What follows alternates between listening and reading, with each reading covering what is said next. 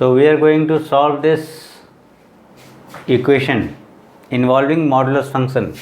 Again, in the previous video also I have discussed about this. So how to proceed? As we know, x square can be written as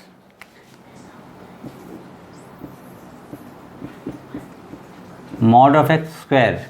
So in place of x square, we can write it like this: twice mod x minus 3 equal to 0.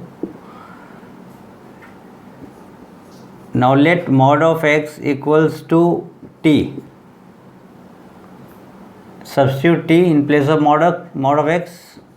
We are getting t square minus 2t minus 3 equal to 0. Now what we can do is, it is in the quadratic form. So either you solve it by using quadratic formula or by simple factorization method. So I am using quadratic formula: minus b plus minus root d upon 2a. So 2 plus minus 4 upon 2, we are getting 3n minus 1. Now first case, we are getting two values of t, means when x mod of x is 3, this implies x will be equal to plus minus 3. It's a simple formula. Mod of x equals to a, this implies what? X equals to plus minus a. If mod of x equals less than a, this implies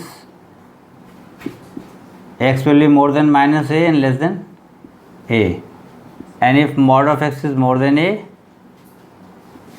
तो इसको याद रखना है, this implies what? X less than minus a or x is more than a.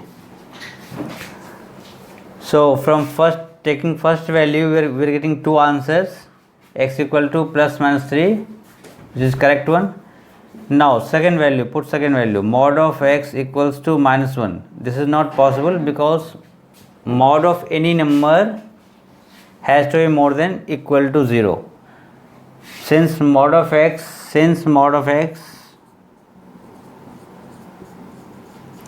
is always more than equal to 0, therefore in this case no answer is possible. We can't get any real value of x for which mod of x is minus 1, and therefore our final answer is x equal to plus minus 3. So I think you have understood the concept. So do like, share and subscribe.